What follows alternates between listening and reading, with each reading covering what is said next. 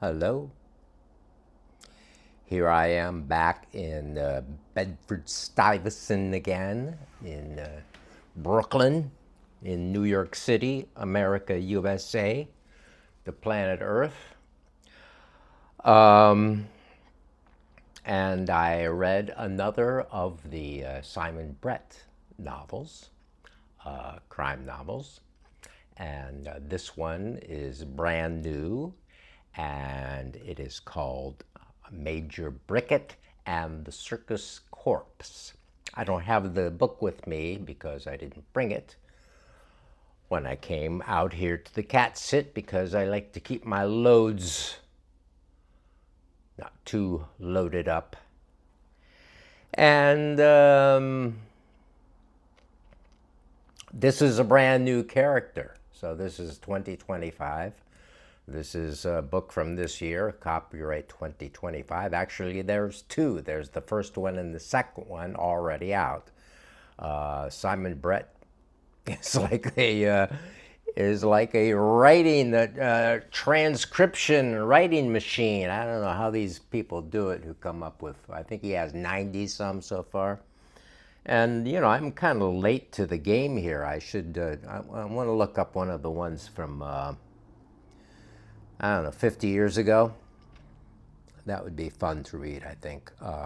Because this one's very much up to the minute, has has all mobile phones and all that stuff going on, and it's very, very much more current. And it's not like he's writing old school things in an old school kind of way. So this new character, this new amateur sleuth, Major Bricket. Now, we don't get that much info about who this Bricket guy is, even though this is the first one. There's not a whole lot of detail as to the who is this guy, and it's in some kind of another little British town somewhere. Oh, there's the cat posing in the back there. So there you go.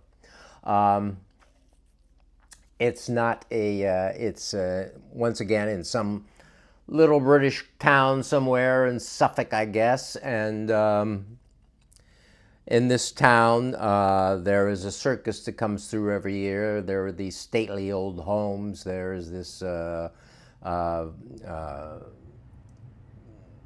Viscount, this guy that has this old mansion that's falling apart. There's a lot of people with old mansions like that are all falling apart, and they.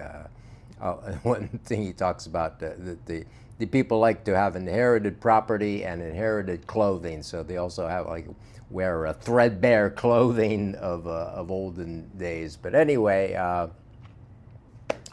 This one has to do with a clown corpse that is discovered in the garage of actually Major Bricket as he comes home to finally reside in his house in this village that he's owned for, I don't know, 20 years or whatever, but not really been able to live in that much because he's been off on his international career of whatever he's been doing. I guess in further installments of the books, should we read them and should they be written, we will find out more of his backstory. But that's the thing, and the whole exposition part of the book I found was a little lacking, at least in comparison to the also recent Declutterer Mysteries, another recent character of what's her name, Ellen, the Declutterer, where there's a lot of nice backstory about her in the first decluttering mystery. I believe that's how I remember it. But the library didn't have the fourth decluttering book. So, just electronically, I haven't read electronic books from the library yet. I should start doing that. Because I get access to, while I was here in Brooklyn, I made sure my Brooklyn library card was up to date because The Brooklyn Public Library has a lot of books that the New York Public Library does not have. And the Brooklyn Public Library, the New York Public Library, and the Queens Public Library are all separate entities, oddly enough. They're not like all centralized into one big New York Public Library system. So you have to have separate cards.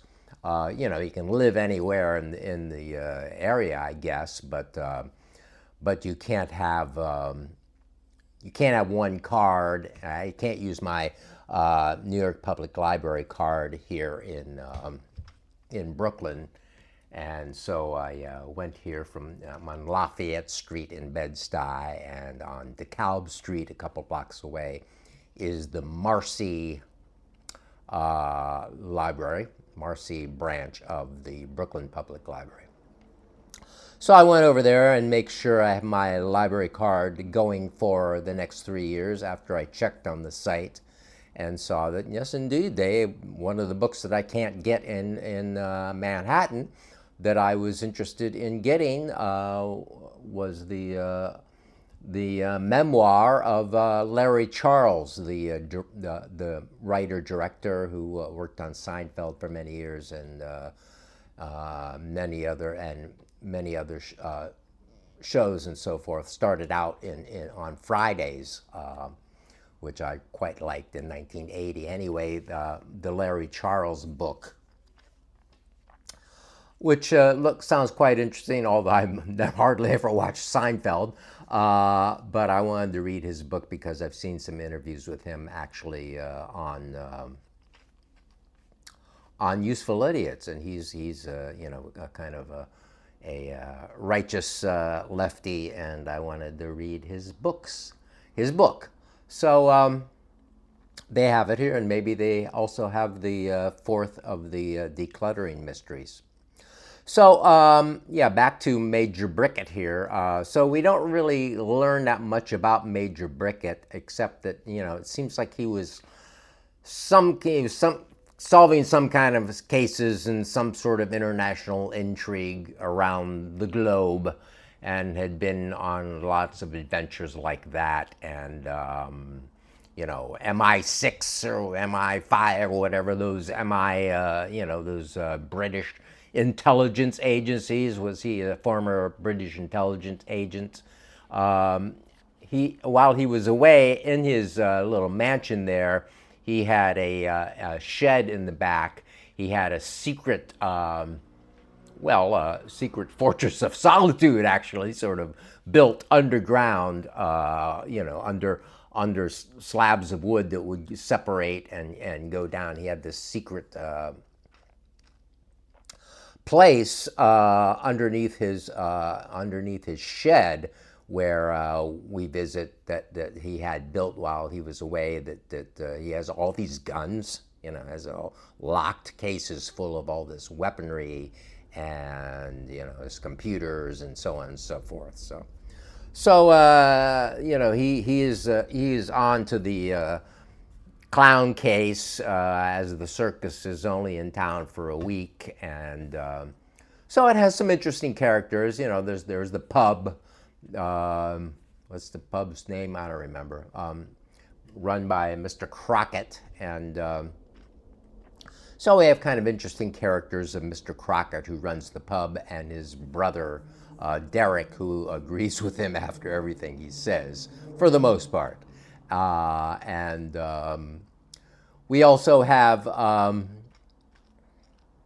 there's a Thai restaurant in town that is actually a Vietnamese restaurant, but it's better to market to these British people, I guess, as a Thai restaurant rather than a Vietnamese restaurant, and that is run by a Vietnamese woman chef who is also a friend and colleague of Major Bricket, and they actually had done something together overseas, and she is going to be, clearly in the series here, she's going to be one of his major, sidekicks in investigation here. She does a lot of the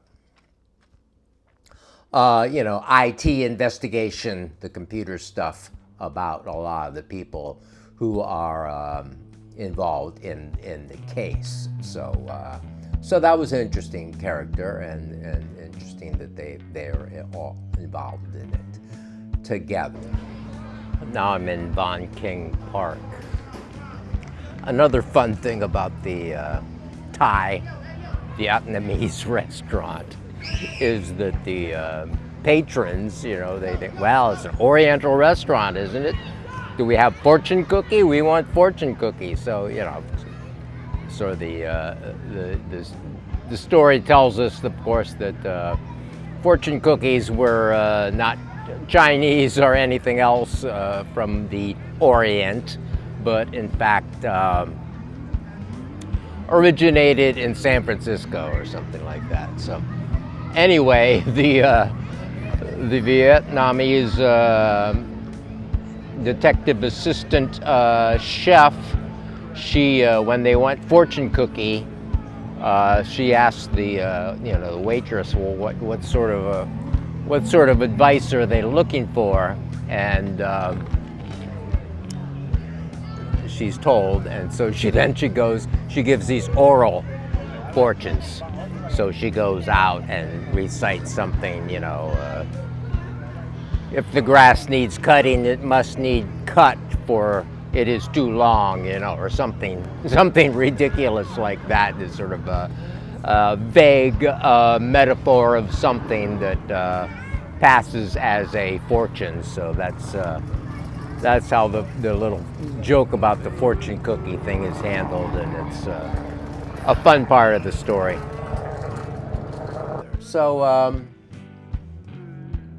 as I said, I thought this was a little weaker than the. I like the Ellen Declutter character a lot better, as I do like Charles Paris, the one who really got me interested in Simon Brett to begin with, the alcoholic actor who is also an amateur sleuth.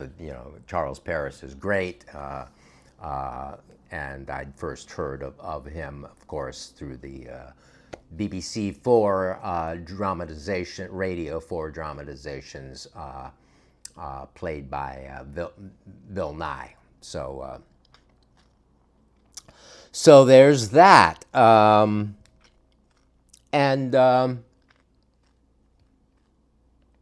wrap up of the story, the last 30 pages, I thought was really good. So where I thought the book was kind of weak, throughout, the last 30 pages. It has a knife throwing team that is intricately involved with the mystery, and hey, maybe the real perps here kind of got away and will live to appear in another tale. So yeah, the wrap up of the last 30 pages or so was I thought quite good, and I don't know if I'm going to be. I mean, there's so many of these other books. There's a lot of Charles Paris books. I haven't read hardly any of those, and then there's the Feathering, the Town of Feathering mysteries. So there's those. So there's lots of stuff that one can read in the books of Simon Brett. So I'm not sure if I'm going to be reading much more of the Bricket ones. I might try them, and I might not. Actually, I should look in the Brooklyn Public Library and see what they have out here. So I think I'll just leave it at that. I'm just off of that. I'm reading another. I kind of rejected a couple of books that I just didn't feel like reading that I had. One of them was Talented Mr. Ripley. I don't know. I think I read some Highsmith recently, and I wasn't that in love with her work. So I decided to skip that. And what I'm reading now is recommended by my landlady. Actually, she likes to read crime fiction quite a bit. She has an extensive collection of it. And she suggested that I read this Patterson Baker, what is his name? Barker, Patterson Barker book, The Writer. So that's the one I'm reading right now. So I'm going really, down the kind of more mainstream pop fiction than I usually do, as I usually take you through these painful stories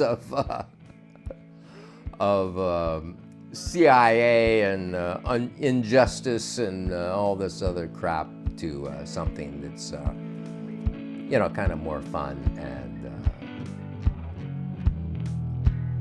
more fun and more pleasure reading in that kind of a way than worry reading, or I don't know what to call it. Trying to educate you through what I'm reading, I guess. I don't know. So that's it. Major Bricket and the Circus Corpse by Simon Brett.